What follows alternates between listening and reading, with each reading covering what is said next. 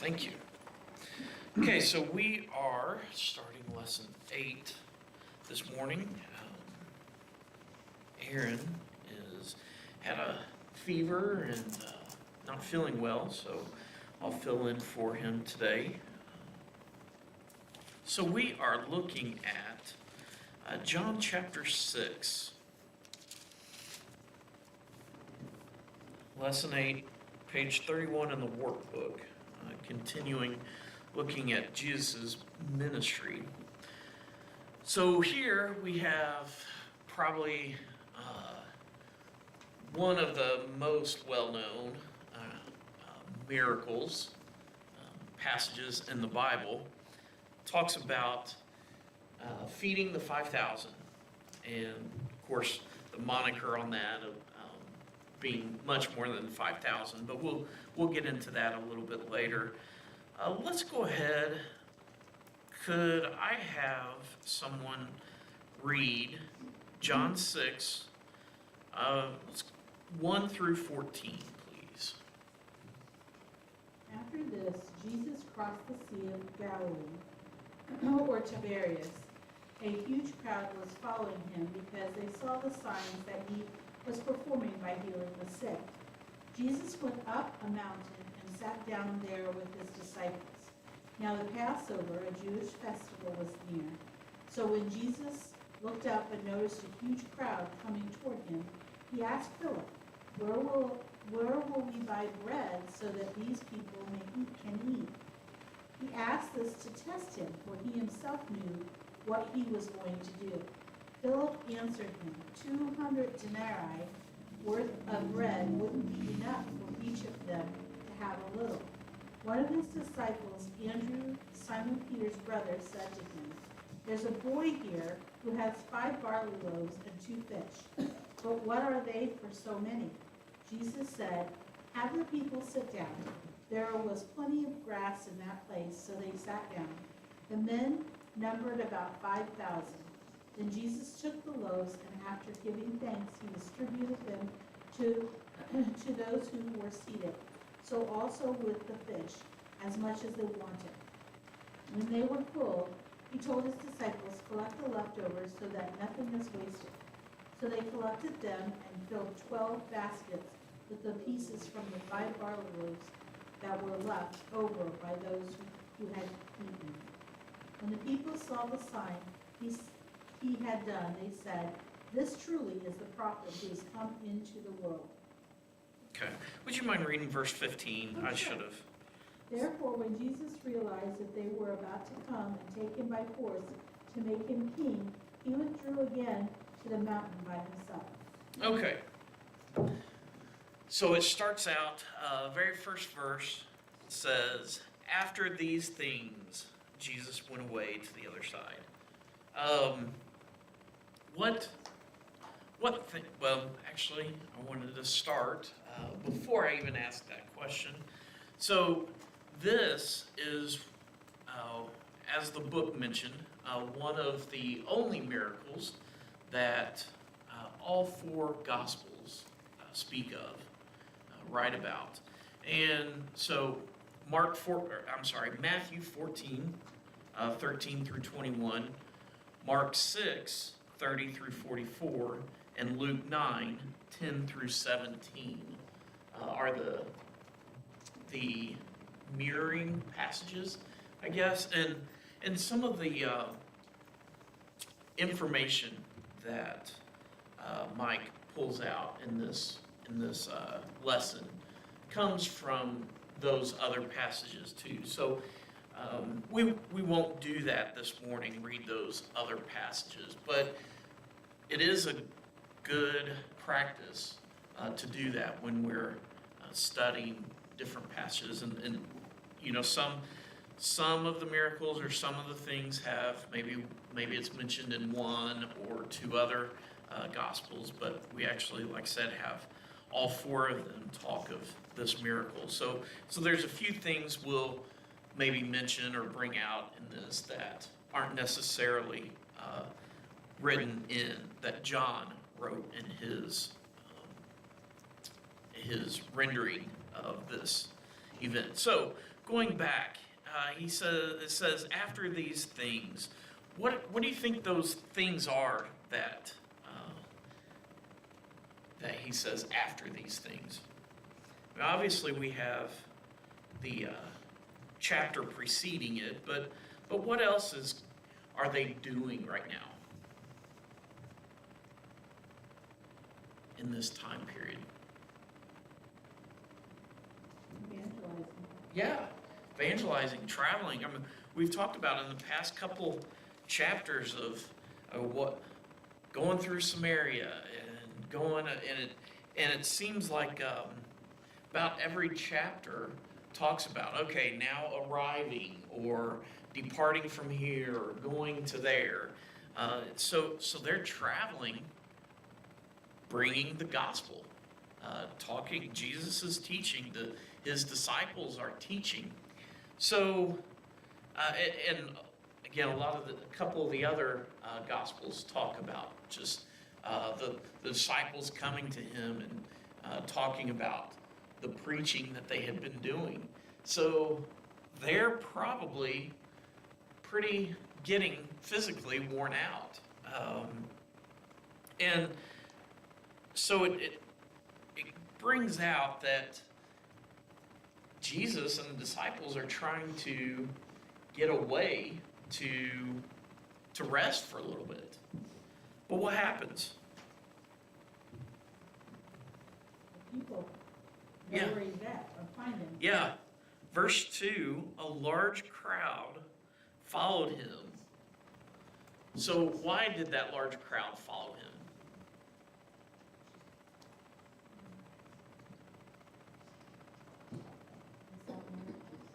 Yeah.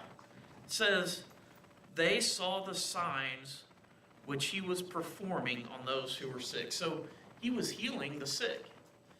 So, and I've kind of thought about this, and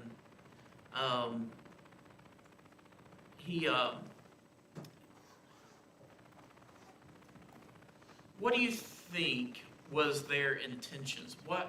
I know it says they saw the signs he was performing. So why do you think they were coming to him? What am I trying to ask? Well, at the end of what was read in John, they wanted to make him a leader. They wanted to make him good. They were wanting to empower him in a physical sense. Okay, I think it builds up to that for sure. Maybe that's not the question you were trying to ask. That's okay. That previews, yeah. This is my point of view. Some of them, I believe, for curiosity, and some, I believe that they either had family members who were sick, and they have heard that Jesus had the power of saving, bringing heal to people. Yeah. So they believed that Jesus could do these things, so they probably came to him to bring healings from him. Yeah, and of course, with the large group, we can't just blanket say what, one thing, their one purpose, and it be for all of the 5,000 men plus women and children. But just the way he wrote that does make me think that they weren't necessarily, the Messiah. Let's go see Jesus, the Son of God. They're still in that curiosity stage, a lot of them in that curiosity stage. There's that guy that I've heard about that's performing miracles, that's healing people. Let's go see what that's about. Then he went up on the mountain and he sat down. Time of year, I guess, it was the Passover. When is the Passover?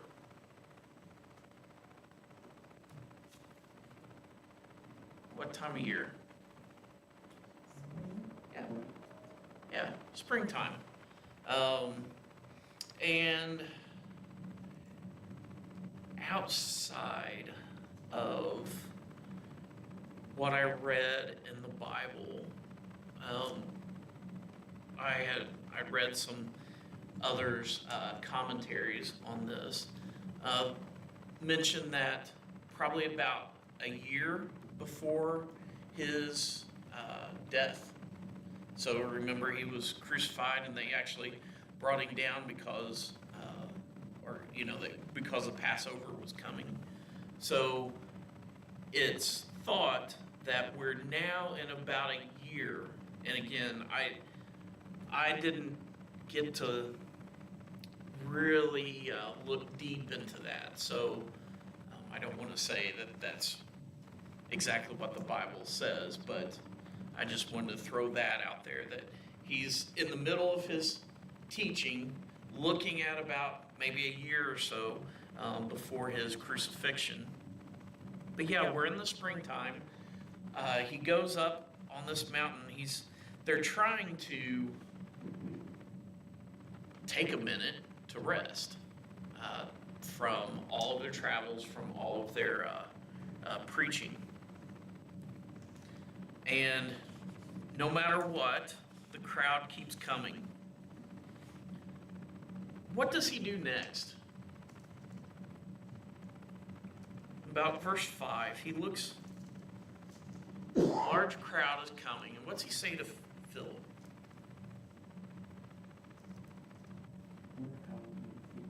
Yeah, how are we going to feed? And I'm not sure why he singled out Philip.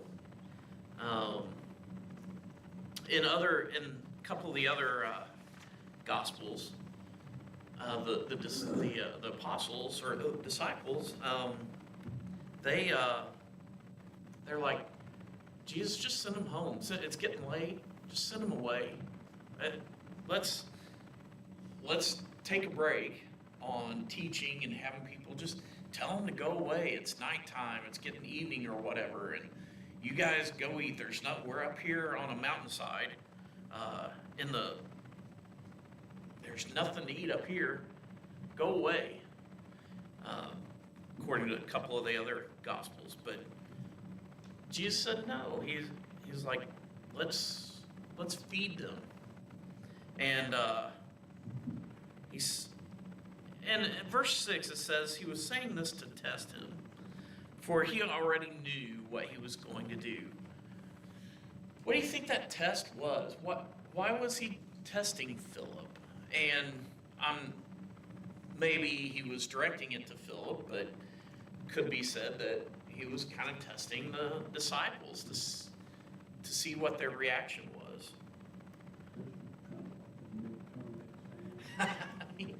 Yeah. It seems sufficient miracles that their understanding that Jesus really is the Messiah, really is the Son of God, really does have divine power,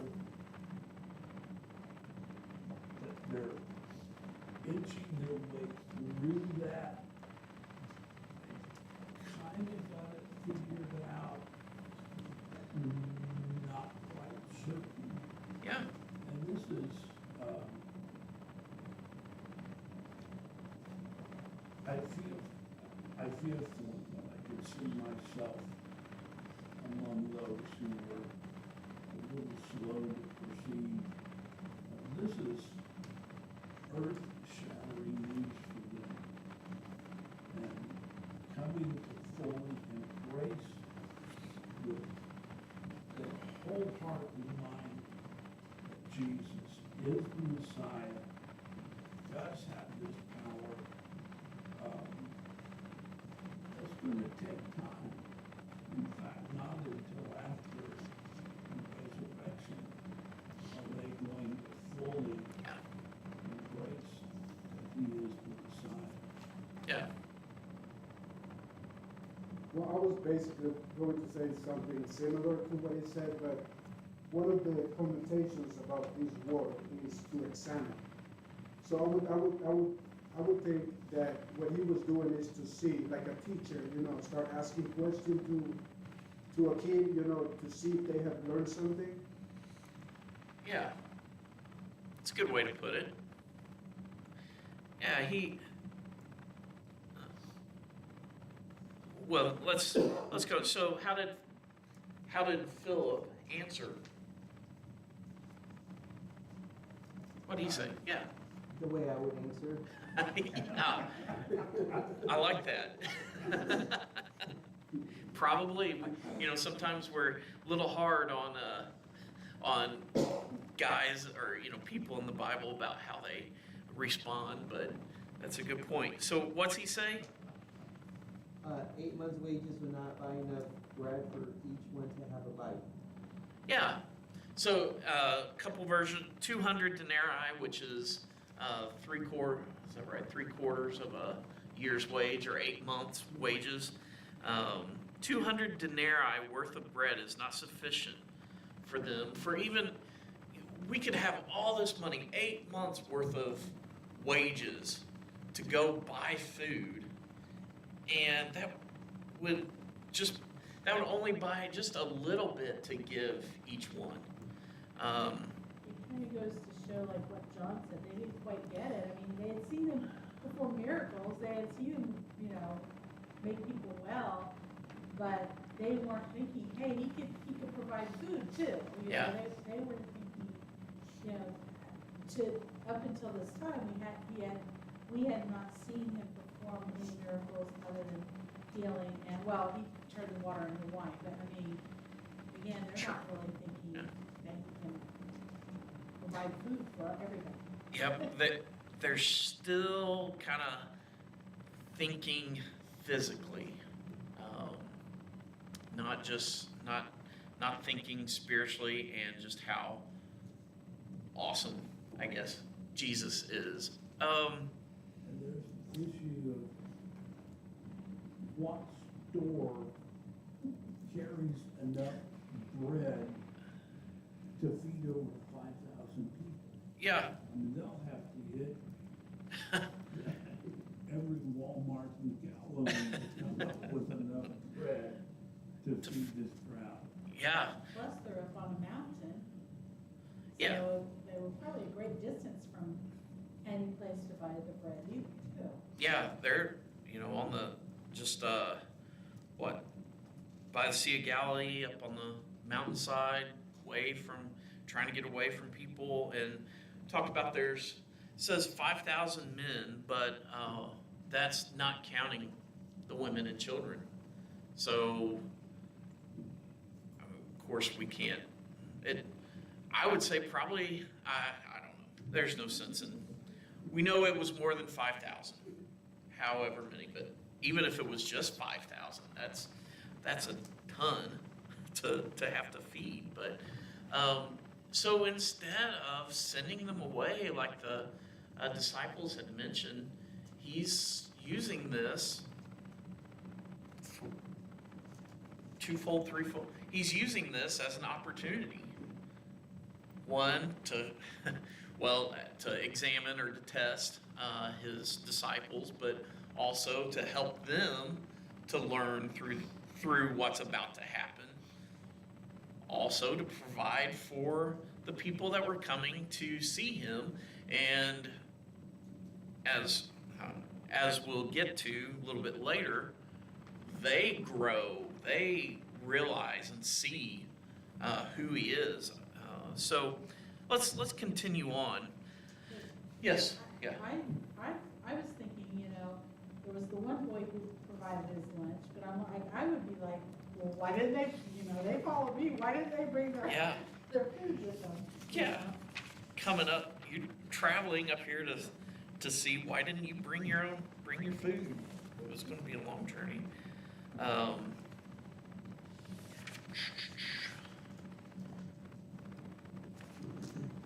I was intending to kind of go along with the questions as we go through this. Let's go ahead and do that. I apologize, but we'll get. So number one, where did the feeding of the 5,000 occur? We mentioned Near the Sea of Galilee, yeah. Luke 9:10, near the town of Bethsaida. What time I did ask this one? At what time of year did it occur? During the Passover, or before the the Passover was near, so right before the Passover in the spring. Why did Jesus wish to withdraw with his disciples? Mark 6:31 is where it talks about he was withdrawing to rest. They'd been teaching a lot. Number 4, why did the crowd follow him? We mentioned that, saw him healing the sick.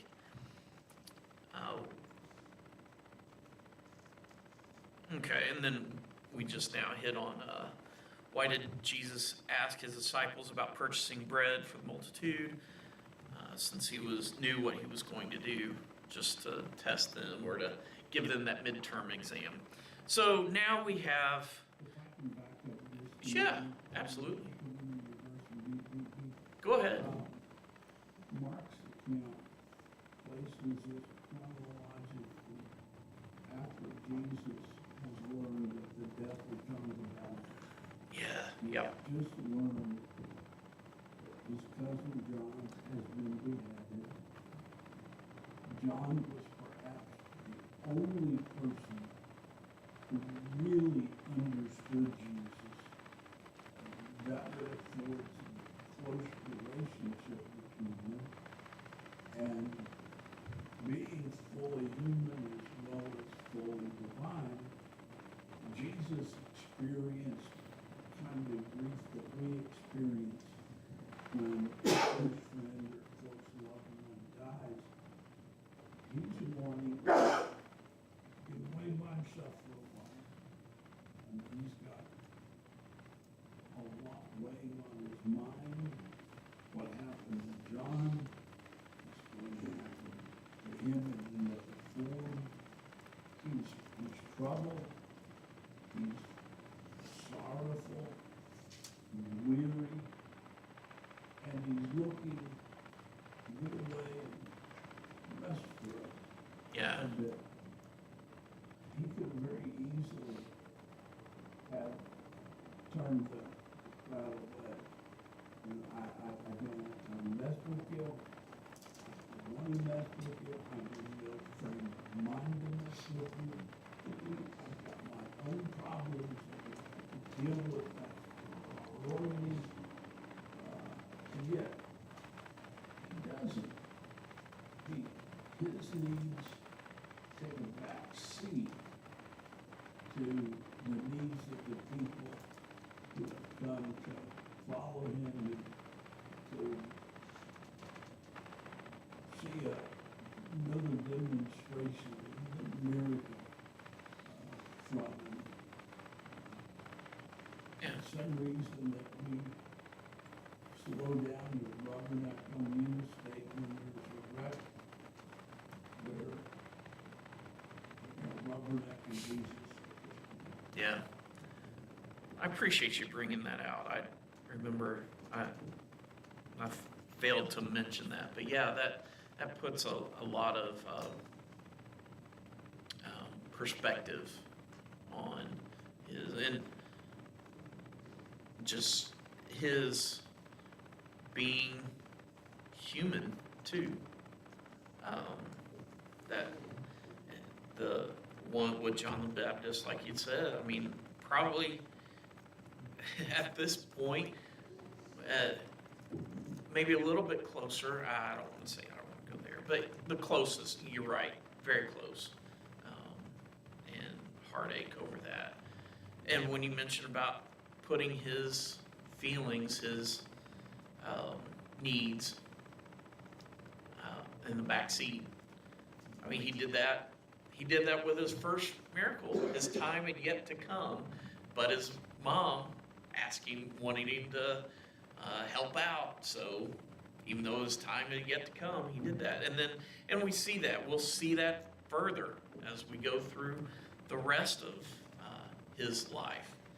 So excellent points. Yeah. I wonder if part of his test was to see if the apostles were going to turn You know, like John said, he could have turned Yeah. him away because he was grieving, he was tired. And I'm wondering if that was a part of the test for the apostles as well. Are they gonna put their needs above the needs of the people? Because he's looking for them to follow in his footsteps and to Yeah. evangelize. Yeah. Good points. Any other comments? Okay. So, what happens? We have Andrew, who is Simon Peter's brother. What did he come to Jesus with? 5 small barley loaves, Yeah. and 2 small fish. Yeah. So there's a young boy here. He's got 5 barley loaves, and I don't know. Just a side note: a note says the barley loaves are cheap bread, the food of the poor. That doesn't have a huge bearing, but it does lend information to the story, and 2 fish. So he said, yeah, there's all we have as far as food among 5.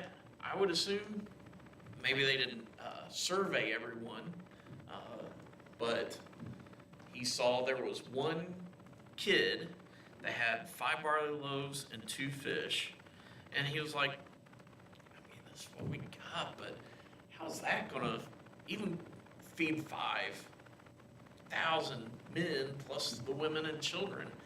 That probably wouldn't even feed Jesus and the disciples, to give them their fill. But we see that what did Jesus do with those? What's the first thing he did? Yeah. He took them, he prayed, he gave thanks for those to his Father. Any significance in that? I mean, I'm not looking for a huge answer, but I mean, I think that's an example, yeah.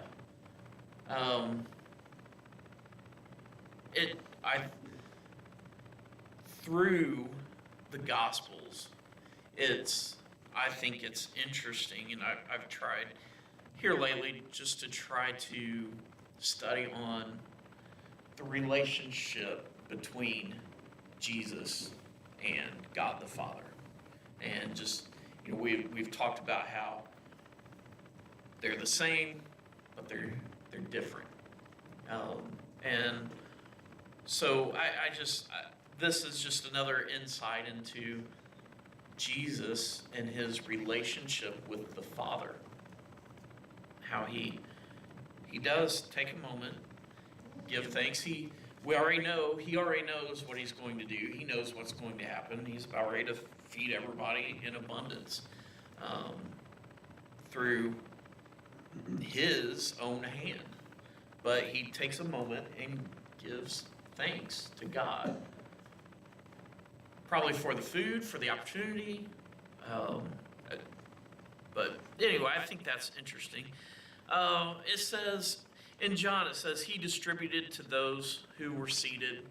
The other Gospels talk about he gave it out to the disciples to distribute. They had separated. They had told the people to go ahead, separate, sit down on the grounds. We'll bring the food to you. So disciples gave the food out. This is totally enrolled, unconsequential side step. I like those. I've tried to envision what this scene would look like. That's where I was going, yeah. How do they got these 5 different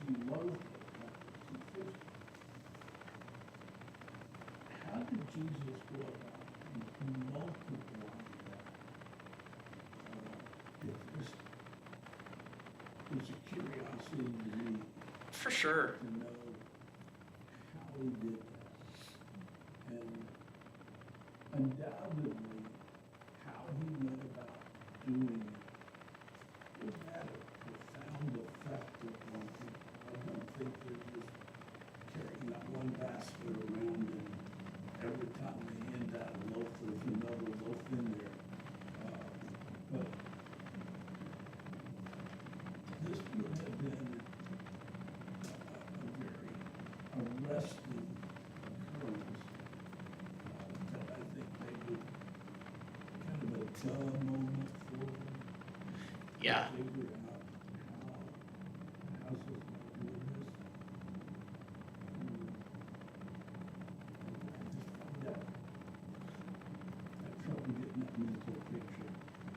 I do too, because along those same lines, I was thinking, was it, okay, he did his miracle thing, and like you were saying, is it just as they go around, here's a piece of bread, here's a piece of fish, you go to the next person, and there's another one in the back. I had thought maybe that might be the way, but then after, kind of like you were saying, because of what happens in 14 and 15 that we'll get to, it's got to be I don't know, there's 2 fish and, is it, after he, maybe, and, Where did they come up with those? I'm sorry? Where did they come up with the baskets to pick up all of these? Yeah, I don't think there's any way to try to envision this, but what it would have just blown their minds. yeah, I was thinking along the same lines with him as far as, the way you were thinking that they would just keep multiplying, yeah. but that, it makes sense that it would be more of a dramatic scene than that. But also thinking about these are 2 fish. I wouldn't want to eat raw fish, so I'm assuming that not only were they were probably cooked. I don't know, for the boy, they were probably cooked, and when Yeah. Jesus performed this miracle, they're not only fish, they're like fish. Yeah. I don't know. I mean, I can't imagine them, making a bunch of campfires and cooking with it. I don't know. Yeah, it's Curiosities that If we a don't. lot of know, curious things. but- this is typical, at this time, and still today, the fish are often dry. Oh, They, okay. they gut them, they leave them out to dry, and kind of like eating fish jerky, I guess. I've seen fish that have been dried like that, and I would turn and eat grass. They're disgusting. Mm-hmm. But dries them in such a way that they can be preserved for a longer period of time. And they would have had to have built campfires and done uneaten sushi. Very likely with these really fried fish. Yep. But Yeah, even it's- that, again, it would have already been done for them. Yeah. And, Meals ready to eat. Yeah, ready to eat for you. There you go. Yeah, so definitely a lot of curiosity. Would love to see, to be able to visualize or to see what exactly happened and how that happened. But obviously, we see it did happen, and then so he gave thanks, distributed, and then after everyone had a little bit to eat, just enough to curb their hunger? Is that what happened?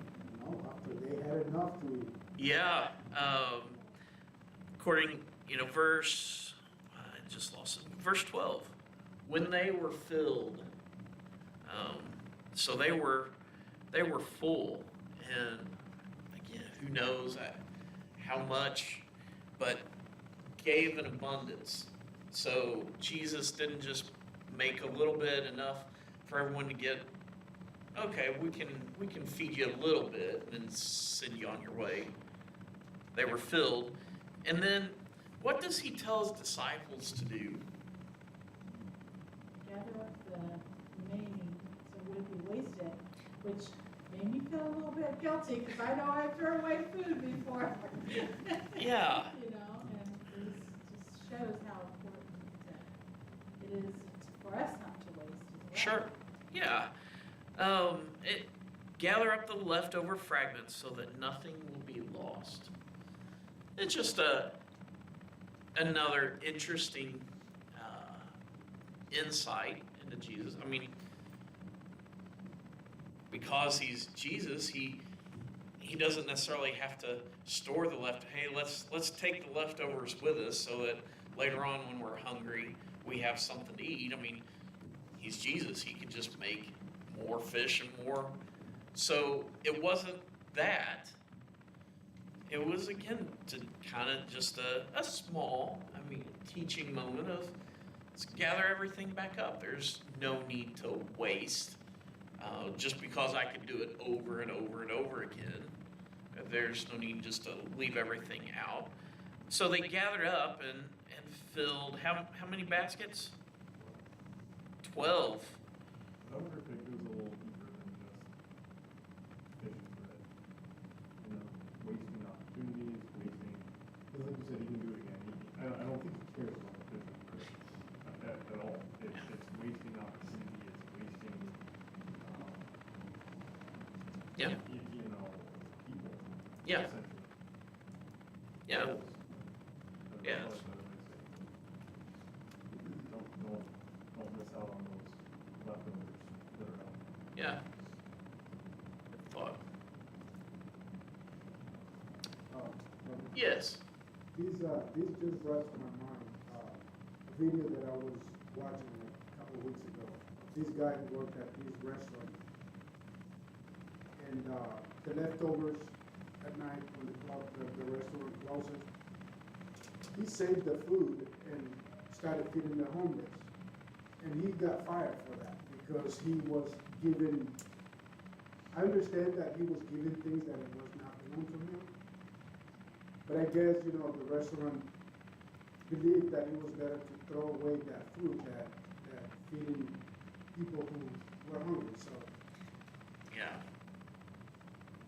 Yeah, well, I remember, now there's like regulations and stuff that restaurants aren't allowed to eat.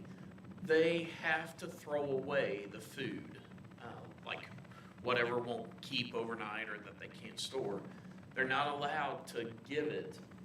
It has to be thrown away because of health standards and then probably some liability stuff. But it's just, it gets so far away from the thought of helping others that all these laws and regulations and not being able to help others. But yeah, so took this opportunity, gathered up, had 12. So what happens next? So they gathered them up, and then I want to key in for our last 4 or 5 minutes on 14 and 15. Would someone mind reading those 2 verses one more time? The people saw the sign that he had done and said, "This is indeed the prophet come into the world." Perceiving then that they were about to come and take him by force to make him king, Jesus withdrew again to the mountain by himself. Okay. So, kind of like John alluded to earlier, when they saw this amazing miracle, probably had to be something more than just pieces of food appearing one at a time out of a basket. But however the miracle was performed, they saw that. Way back at the beginning of class, what were some of these people coming to see? Why? They knew that this guy was healing the sick. He was performing signs. Through this, they now, after seeing this miracle, have, the way I interpret it, now instead of just somebody that they heard of that's been healing the sick, they said, this is truly the prophet who is to come into the world. And that references back in Deuteronomy. And I thought I wrote that down, maybe not. But talking about the prophet, whether that is a prophet of God or Jesus, the Messiah, the Son himself.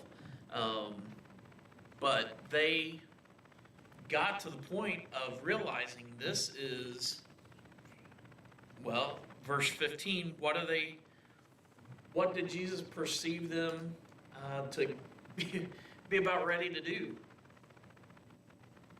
They wanted to take him to the throne and sit him right there on the throne. This is the king that we are expecting. This is the Messiah that is supposed to rule over us.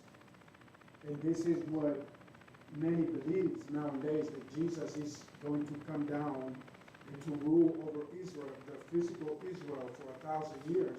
And this verse disproves that theology. Yeah, exactly.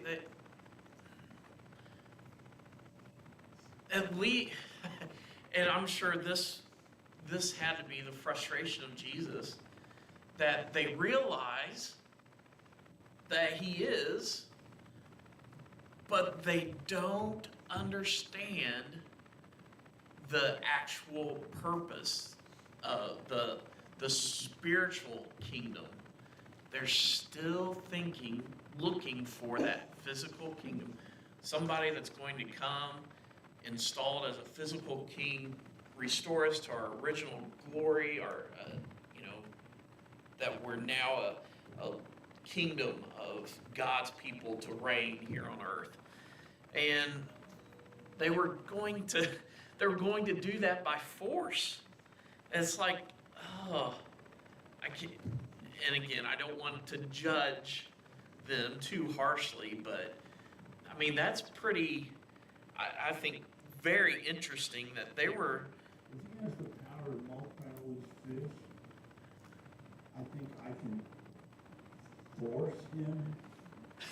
It's Yeah. really almost comical. Yeah.